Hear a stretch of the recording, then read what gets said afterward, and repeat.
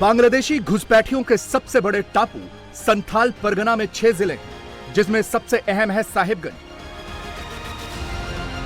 Sahibganj demography change का सबसे बड़ा सैंपल है और बीजेपी के नारे रोटी माटी बेटी का भी। यहां से कुछ दूरी पर बांग्लादेश बॉर्डर है। झारखंड साइड साहिबगंज में दूसरी तरफ पश्चिम बंगाल का मालदा जिला है। ये घुसपैठिए पश्चिम बंगाल के पोरस बॉर्डर का फायदा उठाते हुए मालदा जिले में पहली एंट्री लेते हैं।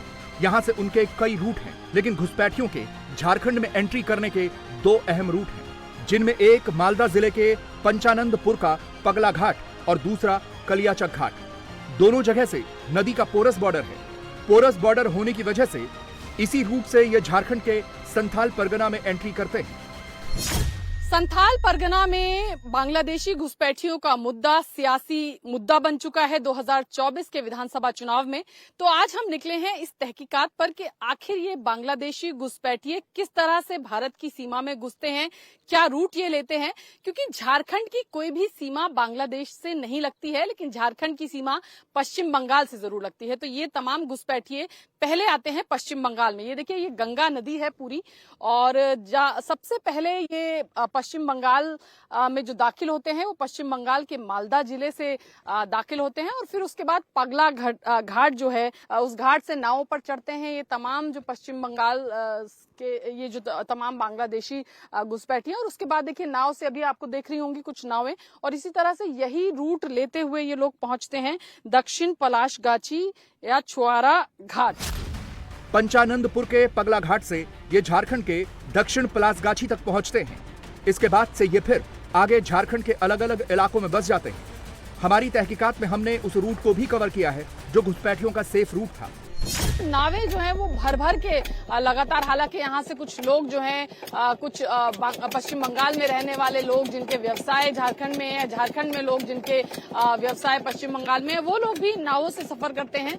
लेकिन इन्हीं नावों में बांग्लादेशी घुसपैठी भी अच्छी संख्या में जो है वो ऐसा माना जाता है या इस तरह का आरोप लगाया जाता है कि वो भारत की सीमा में बांग्लादेश से भारत की सीमा में घुसते हैं पश्चिम बंगाल से, और फिर उसके बाद झारखंड की सीमा में प्रवेश करते हैं। पलाशगाछी पहुंचने के बाद बांग्लादेशी घुसपैठियों के एक बड़े कब्जे का पता चला कि ये बांग्लादेश से आए और रेलवे के किनारे की जमीनों पर झोपड़ियां डाली और फिर उसे धीरे धीरे पक्का कर लिया और रहते रहते फर्जी कागजात भी बना लिए। दावा यह है कि वो हिंदुस्तानी है। इस वक्त हम आ गए हैं झारखंड के साहिबगंज के राजमहल विधानसभा में, और ये जो इलाका है यहाँ पर आज से 2 या 3 दशक पहले कोई आबादी नहीं होती थी। सामने जो है वो रेलवे की जमीन है, लेकिन पिछले 2 से 3 दशकों में यहाँ पर मुस्लिम आबादी जो है उसमें काफी बढ़ोतरी हुई है। लगभग 150 के करीब मुस्लिम परिवार जो हैं इस नया बस्ती में आकर के बस गए हैं। अब दावा ये किया जाता है कुछ हिंदू संगठनों द्वारा कि ये जो तमाम आबादी है ये बांग्लादेशी घुसपैठियों की है, ये जो पिछले 3 दशकों में यहाँ पर आकर के बसी है। और आपको दिखाएं तो देखिए, ये जो टीन के घर बने हुए हैं ये पिछले कुछ 2 से 3 दशकों में ही ये तमाम जो स्ट्रक्चर्स हैं, ये जो तमाम घर हैं, ये यहाँ पर बसे हैं। और ये जो है यहाँ पर पहले कोई भी घर यहाँ पर नहीं हुआ करता था, लेकिन पिछले 2 से 3 दशकों में मुस्लिम आबादी इतनी बढ़ी कि जहाँ पर एक घर नहीं था वहाँ पर अब 150 मुस्लिम घर जो हैं वो बस गए हैं। खबर पक्की थी, सबूत सामने थे, लिहाजा हम रेलवे किनारे बसी नई बस्ती में पहुंचे, जहां झुग्गी झोपड़ियां दिख रही थी जो अब स्थायी हो चुकी हैं। इलाके के हिंदू नेताओं का दावा है कि ये सब बांग्लादेशी हैं। ये राजमहल नया बस्ती में हम खड़े हैं। नई बस्ती कितनी नई है? नई बस्ती मेरे आंख के सामने ये 25 इयर्स के अंदर जो है विकसित हुई है जी।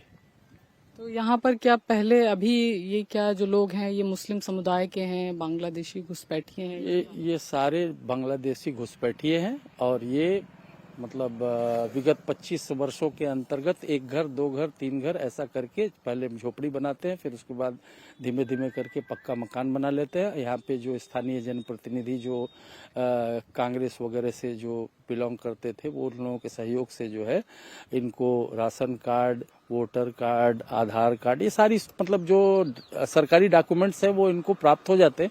एक पूरी तरह से जो है इनका एक सिस्टम काम करता है जो इनको यहाँ पे बसाने के लिए जितनी भी आवश्यकताएं होती उनको वो पूर्ण करवा देते हैं और इनको अपने देश के अंतर्गत का नागरिक जो है इनको तैयार करने का काम करते हैं। सुना आपने, पहले 10 आए थे, फिर 10 से 50 हुए और अब इनका आंकड़ा हजारों तक पहुंच चुका है। वोट बैंक के लिए इनको बसाया और इनके फर्जी डॉक्यूमेंट तैयार किए, जो अब रेलवे की जमीन पर कब्जा कर चुके हैं। सोरेन सरकार अदालत में कहती है कि कोई बांग्लादेशी नहीं है।